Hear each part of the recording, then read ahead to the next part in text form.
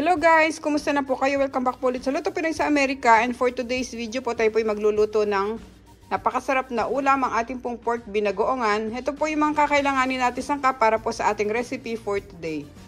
Meron po tayo dyang mantika, bawang, sibuyas, suka, brown sugar, black ground pepper, kamatis.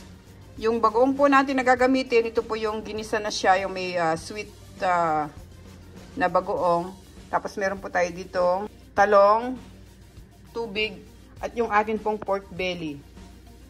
Okay guys, pakicheck nyo na lang po sa description below lahat po namang kakailanganin natin sangkap. At sa mga bago po dito sa aming channel, sana po mag-subscribe kayo sa Lutong Pinoy sa Amerika.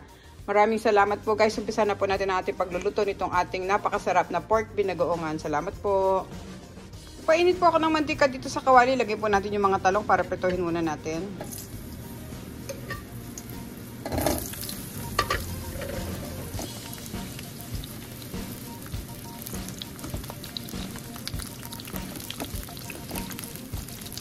Ngayon okay na po sila, ilagay po natin sila dito sa ating paper towel, patayin natin yung stove.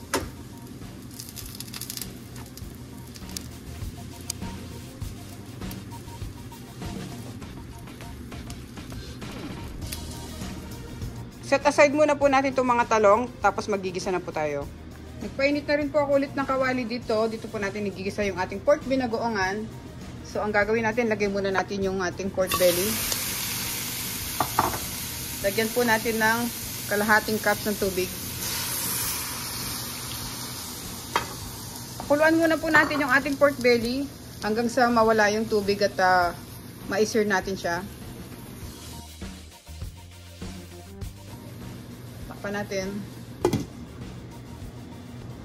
Ngayon kumukulo na siya, buksan muna natin, haluin lang natin ng konti.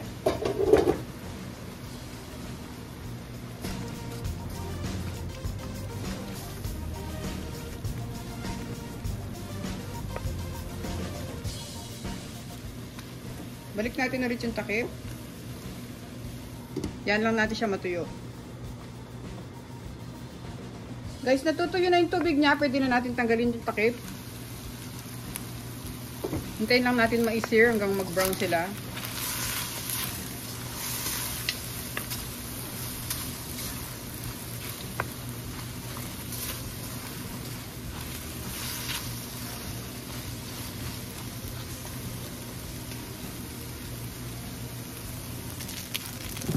Ngayon guys, pwede tayo maglagay ng konting mantika dahil yung pork natin hindi masyadong mamantika. Lagyan natin ng 2 tablespoons. Tapos sabay ko na rin yung bawang. Saka yung sibuyas.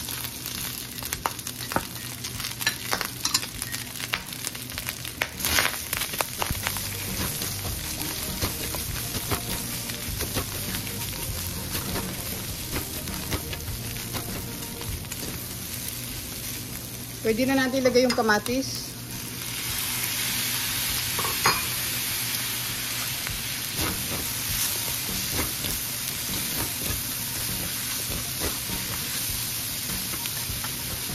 Sunod ko yung bagoong.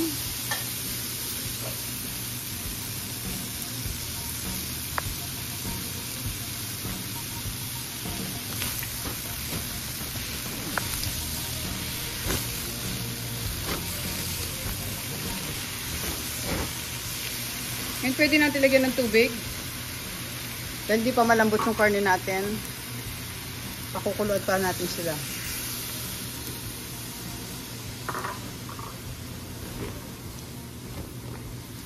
Sabay na rin natin yung paminta. Takpan muna natin. Ngayon guys, kulong-kulo na siya at medyo malambot na yung pork. Buksan natin, tapos lalagay ko yung vinegar. Or unahin ko muna yung brown sugar para matunaw na siya.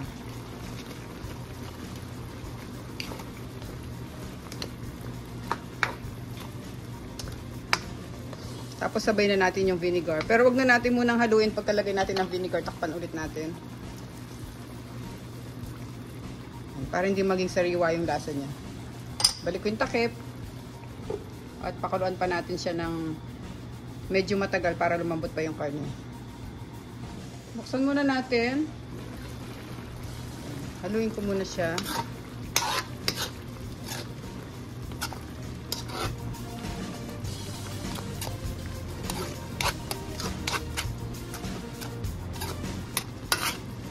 Hindi ko na siya tatakpan guys. Patutuyin lang natin ng konti yung kanyang sauce bago natin isama yung mga talong. Okay. Yan lang natin siya kumukulo. Ayan guys, medyo natutuyo na siya. Pwede na natin ilagay yung mga talong. Haluin ko muna.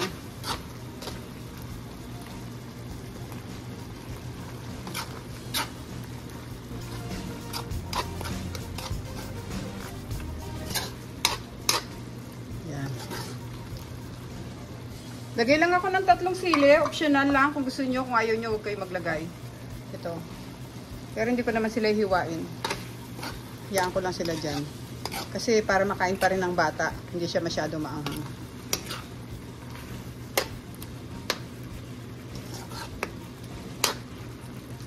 Pakuluan na lang natin ng mga 1 minute. Tapos pwede na to.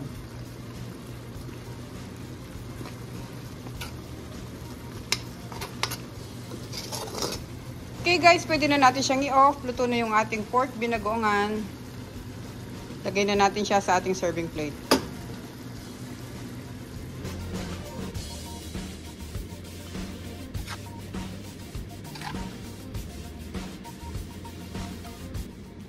Okay guys, maraming salamat po sa panonood. Sana po nag-enjoy po kayo sa ating pagluluto ng pork binagoongan. At paki-check nyo rin po yung other videos namin. Marami po kaming masasarap na recipe sa aming Lutong Pinoy sa America channel. At sana po sa mga bago dito, mag-subscribe po kayo at paki-share po yung aming video. Thank you so much guys. Ingat po tayong lahat. God bless po. Ito na po ang ating recipe for today, ang ating pork binagoongan. Salamat po.